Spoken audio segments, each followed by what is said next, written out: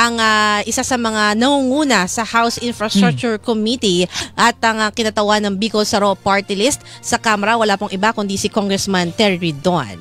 Congressman, magandang umaga po and welcome po sa Super Radio DCWB. Magandang umaga, maraming salamat sa pag-imbita. Yes, at live na live din po via Zoom si Congressman Ridon ngayong umaga na ito. First of all, kasi kanina po nakausap namin si Senator Kiko Pangilinan patungkol po dito sa panukalang batas sa Senado na nagsusulong nga po nitong Independent People's Commission. Parang version po ng Independent Commission for Infrastructure. Ibang pangalan ICI, sa House. Ibang pangalan. Sa House kasi ang pangalan, ito yung pinapanukala ng grupo ni na Congresswoman Leila de Lima. Ito yung Independent Commission Against Infrastructure Corruption. Yun yung mas mahaba lang yung pangalan. Pero kayo po, Congressman Ridon, kayo ba pabor ho ba na dapat magkaroon pa ng isang batas para talaga maging mas matatag, mas magkaroon ng kapangyarihan ito pong Independent Commission na nag-iimbestiga sa mga infrastructure projects, particular po itong flood control projects?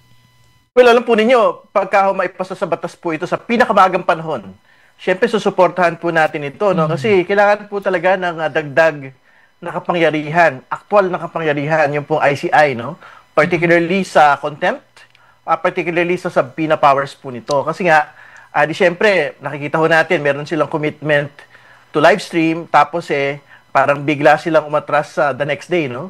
Na para kailangan pa daw nila rules of procedure dito po sa live streaming. Ang totoo po nito, ang pagsapi naman po ng mga tao sa ICI ngayon, nakabatay lang po ito talaga sa political legitimacy, tsaka sa moral legitimacy po nila. Ibig sabihin, parang nakakahiya pagka hindi tayo nagpakita ron. Parang guilty tayo. Di ba? Pero ang totoo ho, katulad ng ginawa ng mga Diskaya, sinabi nila, hindi na kami magko-cooperate sa ICI yan. Hindi ba? So, kumbaga, the ICI is actually treading a very fine line at this point, particularly dito sa live streaming, kasi baka sabihin halimbawa ng mga resource persons na hindi ho within the executive, kasi yung subpoena powers po ng ICI, within the executive lang ho talaga yan Di ba? Baka sabihin ng mga non-executive na pinapatawag na resource persons, di bala na kayo dyan. Kung live stream kayo, hindi na kami magpapakita dyan. Ibig sabihin, pagka sinabi ng mga abogado nila, Boss, Sen, Kong, wag na kayo magpakita dyan kasi magla-live stream, mapapahiya tayo dyan. Hindi ho mapipilit na ICI yan.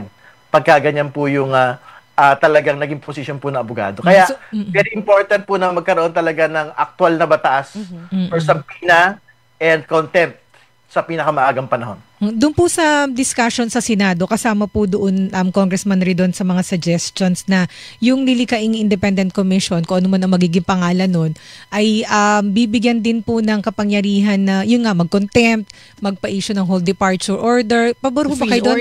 Freeze order.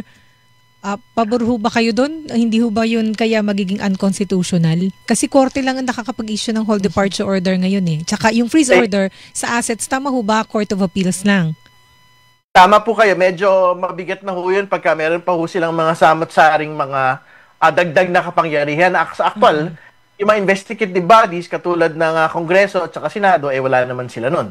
Di ba? Wala naman kaming kapangyarihan to freeze. Wala ho kaming kapangyarihan magkaroon ng whole departure order. At the very least ho, ang kailangan po meron yung pinagtibay na ICI na legislation, yun po, yung katulad po ng mga kapangyarihan po ng Kongreso at Senado, yung pong contempt at saka subpoena powers po. Pero yung contempt meaning pwedeng ipakulong pagka po nagsinungaling o sa tingin nila ay evasive, ganun po. Tama po. Ang problema kasi doon sa sinasabi nila na merong whole departure powers, tapos freeze powers. Ito po ay nakikita na po doon sa kapangyarihan ng iba pang mga opisina. So, whole departure, DOJ, tsaka immigration po yun Di ba? At tas pangalawa, yung pong freezing, katulad ng binanggit nyo, AMLC, tsaka korte po Yung meron pong actual na kapangyarihan dito. So, para mahirap pong panghimasukan na po yung mga kapangyarihan na yan at this point. Opo, pero kung kayo po yung magsasuggest din, ano ba yung dapat pang ibigay na mandato or kapangyarihan po sa Independent Commission na ito para matiyak natin talaga na magtutuloy-tuloy ang trabaho nito. Hindi siya magiging toothless tiger. Hindi siya magiging, tama, yun. I think okay na muna yung contempt tsaka subpoena powers kasi anyway, kahalintulad na kapangyarihan lang naman po yan ng Kongreso at Senado. Kasi pagka nag-grant pa tayo ng mga dagdag na kapangyarihan na wala po doon sa kapangyarihan na meron po yung ibang investigative bodies. Tama yung binabanggit nyo. Baka masubject yan to a constitutional challenge. At syempre, edi babagal palalo yung pong trabaho ng ICI. Imbis na talaga magtuloy-tuloy. Opo. Pero so far po ba, Congressman Ridon, kasi natanong din namin to kanina kay Senator Pangilinan kung siya ba'y kontento sa trabaho at investigasyon ngayon ng ICI. Sabi niya, hindi siya kontento. Pero kung kayo po ang tatanungin bilang isa sa mga namumuno po ng House Infracom, kontento ba kayo sa nakikita nyo ngayon na ginagawa po ng ICI? I think kailangan natin bigyan ho ng pagkakataon. Yung pong ICI na gawin lang po nila yung trabaho nila. Ibig sabihin, kailangan mo talaga yung araw-araw na may patawag, no? Nung po mga resource persons to really get to the bottom of this, no? Napapansin ko lang na parang minsan nagpupunta pa sila doon sa inspection ng ilang mga pasilidad, no? Ang tingin ko, hindi naman na ho dapat kailangan ginagawa yun kasi trabaho na ho ng ibang mga opisina yun, eh. Hindi ba? Ang talagang trabaho po ng ICI, magdinig. Nung po mga testimonya, kumuha ng mga ebidensya mula sa iba't ibang mga personalidad, iba't ibang mga opisina. So, I think yun lang naman. Pero, kung ibigay lang natin sa kanila yung dapat ho nilang mandato at antayin lang ho natin na talaga magkaso na ho sila. In fact, I think yan na po yung commitment nila. In the next couple of weeks, in the next couple of days, mag-recommend na ho sila ng mga particular po mga kaso. Sa DOJ tsaka sa Ombudsman. And then Congressman Ridon, ang isa ho sa mga suggestion ni ICI member Rogelio Singson ay bigyan ng immunity from suit. Kasi siyempre ho, marami silang masasagasaan dito, daan-daang tong mga kasuhan, baka sila maharap sa kabi-kabilang kaso. Ano ho ang tingin ninyo dito? Pwede ho bang bigyan ng immunity? Well, siyempre with due respect to Secretary Babe Singson, no? Wala atang ganung animal sa atin pong mga batas, no? Ibig sabihin na meron lang pong immunity from suit sa mga taong gobyerno, sa Pangulo lang po ng Pilipinas po 'yon. Kahit sa Kongreso at Senado wala naman ng immunity from suit, meron lang ang parliamentary immunity pagka mga kaso lang ho na mababaw, no? Ibig sabihin less than 6 years po yung kulong, no? Pero wala hong yung gusto nilang absolute immunity na parang sa Pangulo ng Pilipinas. Ibig sabihin, pagka tinake ho natin yung trabaho bilang bahagi po ng ICI or bilang bahagi na kahit anong pang mga investigative or quasi-judicial o judicial ng mga committees or mga opisina, tingin ko dapat tanggapin na ho natin na kasama po talaga yan doon sa mga perils po ng atin pong tinanggap po na trabaho. No? Ang nakitang remedy kung hindi ako nagkakamali sa intindi kay Senator Pangilinan kanina, sabi niya pwedeng maglagay ng provision dun po sa gagawing batas na bibigyan sila ng legal support para kung maharap sa kaso, ayun, meron na kaagad na susuporta sa kanila. Otherwise, baka nakaupo sila nag-iimbestiga, maging abala naman sila sa pagsagot sa kabi-kabilang kaso sa korte, nationwide po ito. Pwede din ho bang ganun, Congressman? Pwede naman ho, pero ang totoo naman, meron ho ng mga actual support. Kalalo, taong gobyerno naman ho sila eh. So yung pong mga government offices no, na nagdi-deal po, na may mga abogado, katulad ng Office of the Solicitor General, I'm quite sure, or DOJ, I'm quite sure pwede hong makatulong yan doon po sa sa legal defense ng mga taong gobyerno katulad po nila. No? Ibig sabihin, ang ayaw lang naman ho natin we will create an entirely special class of government officials dahil ICI ho sila. Hindi naman ho ata ganun. Kasi ang totoo naman, OSG, lahat ng law enforcement agencies, lahat po na investigative offices po natin, I think they face the entirely the same set of threats, no? Of cases, of threats to lives, no, and property and whatever else, no. So, kumbaga wala naman ho dapat special treatment just because sila ho yung ICI. Opo. Meron din palang panukala din si Senator Alan Peter Cayetano na dagdagan yung members ng kasulukuyang ICI po. Ang sabi niya, tama partner, di ba? Mga taga-oposisyon. Magdagdag daw ng member ng opposition. Religious leaders daw. Opo. Pabor ho ba kayo doon sa ganun? Wala tayong problema kung i-expand ho yung membership at yung actual ho na bilang sa opisina po ng ICI, no? Pero tingin ko, hindi ba kailangan na nakabatay kung ano yung politika nung pong mga miyembro. Kasi ang totoo naman po, ito po ay investigative body. Yung pong tatlo naman pong mga in-appoint, hindi naman ho yan na pinili on the basis of their politics, no? Kinuha sila on the basis of their expertise and their track record and their integrity. So, tingin ko, walang problema magkaroon ng mas malapad na bilang po ng mga commissioners at yung actual personnel po ng ICI, no? Pero kumbaga hindi yan dapat nakabatay kung ano po yung politika nila, whether majority support ba sila to the president or minority support sila to the president. Kasi nga pag sinabi mong taga-opposition, politika na yun, hindi Yun ba? na nga. Ito po, sige, Ikaw, go na. Nagkaya pa tayo. Ito po, Congressman, pagka dun sa gagawin na Independent People's Commission o anong tawag dun sa House? Mahaba mahaba. Basta yun, Independent Commission din. Bibigyan ho ba dun sa inyong panukala sa Kamara, bibigyan ho ba ng poder na direktang mag-file ng kaso? Kasi ho ngayon, yung ICI, kung anumang findings nila, ibinibigay din po sa DOJ at sa Ombudsman. Kasi sila nagkakaso. Ombudsman na magsasampa sa Sandigan Bayan, and then yung Ombudsman, dineputize na yung DOJ para magsampa ng kaso sa mga RTC. Ito pong lilikhain na Independent Commission, paano po kaya yung siste? Ganun din ho ba? O dapat meron na siyang poder na direkta magsampa ng kaso sa Sandigan Bayan at saka sa mga RTC? Tingin ko para mas maging smooth lang din po yung totoong trabaho ng ICI, no? Yung po nga mga filing powers po nila, dapat kung ano ho yung actual situation today, dapat i-maintain na lang po natin yun. Kasi yung CHR, halimbawa, ganyan din ho yung sitwasyon nila ngayon eh. Pagkatapos ng pagsisiyasat po na ginawa ng Commission on Human Rights, ipinapasa din po nila ito doon sa actual law enforcement bodies po, katulad ng Ombudsman, katulad po ng DOJ. So talaga limited po dun sa fact-finding lang talaga siya? Fact-finding ho talaga. Kasi pagka halimbawa, replicate or sinubstitute ho natin, for example, yung trabaho ng Ombudsman, DOJ, or kung ano pang mga law enforcement bodies, no? Dito po sa ICI, baka ho talaga masubject na naman po ito sa legal challenge eh. So ayaw ho nating mangyari. When in fact, ang totoo naman, for as long as fact-finding commission po siya, na merong actual subpoena contempt powers, katulad na meron po yung Kongreso at Senado, tingin ko sapat-sapat naman na ho yun para talagang to get to the bottom of all the facts that we would want to know from infrastructure corruption. Kung balikan ko lang yung sa live streaming nung ICI investigation, kasi kanina parang may nabanggit kayo, baka yung ibang mga resource person, may masabihan ng abogado na, oy, naka-live stream na yung ICI investigation. Baka, hindi naman kayo makukontent, hindi naman kayo makukulong pag hindi na pumunta, may mga Diskayas. Dapat bang i-live stream ba o wag na lang i-live stream? Yung sa Lilikhaing Commission. Dito sa ICI muna.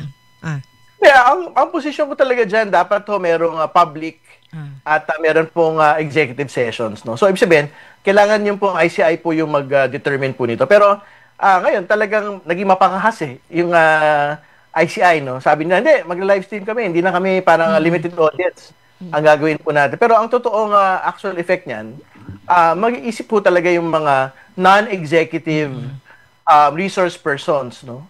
Na invite po ng ICI. Ibig sabihin, baka sabihan talaga sila ng mga abogado nila na Kong Sen, private person, wag na kayong pakita dyan, mag-live stream na. Mapapahiya tayo dyan. Di ba? May mga ganun ho pwedeng maging suggestions po yung mga abogado nila. Kasi ang papanindigan ho nila, yung subpoena powers naman pang-executive lang, hindi naman pang congressman, tsaka senador, or private person.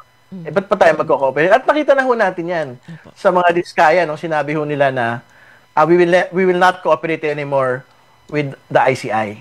No? So, ito yung mga, I guess, challenges na i-face po talaga ng ICI. Pero nakita din ho natin yan kasi may binabanggit nga sila the next day, no, para medyo umatras ho sila sa live streaming. Sabi nila, they will have to furnish rules and they will, I think, parang may pagkabanggit doon na parang they will have to cooperate also with the resource person, di ba? Pero sa consent, kung magpapayag ba siya magpa-live stream o hindi. Kasi ang kanila din naman na concern para hindi maging trial by publicity, hindi ma-subject to undue, kung anumang negative kaagad o sa grandstanding, ganun. Hindi, sinabi nila yan bago nila in-announce yung live streaming Hindi na yan valid ngayon. Kasi in-announce na nila yung live streaming Di ba? So dapat totohanin na. Hindi ko sabihin, nagpakita sa Senado at sinabi nila na magla-live streaming na kami, lahat ng mga argumento na sinasabi nila patungkol sa ayaw nila mag-live streaming, wala na yun. Hindi ba? So, kumbaga, kailangan na nila panindigan yun. Kung ano man yung magiging bagong rules of procedure. I think, unacceptable ho sa publiko yung mangyayari na sinasabi nila na they will still have to get the consent of the resource person to do the live stream. Di ba? So parang either they have to decide, mag-live stream tayo o hindi. Tapos kung mag-cooperate, hindi mag-cooperate o hindi, yung pong resource person, talagang yung pong pagkapahiya na lang talaga sa publiko. At yung judgment ng publiko ho talaga yung hahabol sa... Paano po dun sa Lilikaing Commission, dapat ho ba yung mga pagdinig niya ay ila-live din? Ila-live stream? Hindi, dahil may actual na kapangyarihan na po yung yung future ICI na meron pong pangil. Pag nag-decision ho siya ng live stream, wala akong magagawa wala akong magagawa po yung resource persons po na inimbita. And then, similar po doon sa situation sa Senado at sa Kongreso. Di ba? Pag nag-decision yung Kongreso at Senado na mag-live stream, public participation dito po sa mga pagdinig po na ito, kahit mag-iyak po yung resource person, kahit magsabi siya ng request for an executive session, kung wala namang state secret or walang national security issue, tuloy po yung live stream, tuloy po yung pagdinig. And then po, Congressman, para dun sa sinasabi nating independent, kasi supposedly independent from whom, di ba? Independent sa Malacanang, di ba? Independent sa mga influence. Pero ito po, sino sa tingin ninyo ang dapat na, ang nasa panukala sa Senado at sa Kamara, Presidente ang mag-a-appoint. Pero ang doon issue is from among... From where?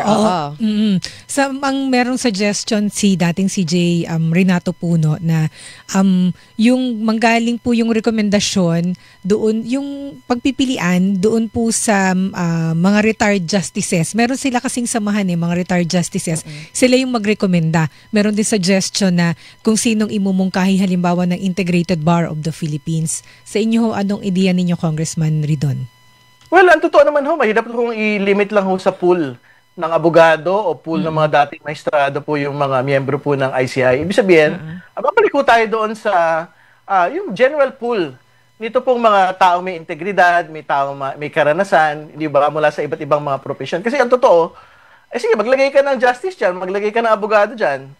Pero infrastructure ho yung pinag-uusapan natin. Kung talaga ang expertise ho ng abogado at ng maestrado dyan, civil law, pagkakasal, krimen, mga petty crimes, halimbawa, revised penal code. Paano naman niya maintindihan halimbawa yung mga problema doon sa nipis, tsaka kapal ng bakal, tsaka semento? Hindi ba? So, kumbaga, kung ililimit lang ho natin yung pool sa mga abogado at mga maestrado, parang hindi ho natin makukuha yung kabuang katotohanan dyan. Kumbaga, kailangan ho talaga ng mga iba't ibang mga profesyon na related do sa infrastruktura yung maipasok po dyan sa future ICI po na yan. Hindi pwedeng mga abogado lang. So pagdedebatihan pa rin halimbawa kung sino ang mga dapat i-appoint o sino magre-rekomenda at gagawa ng listahan ng shortlist para sa Pangulo para pagpilian.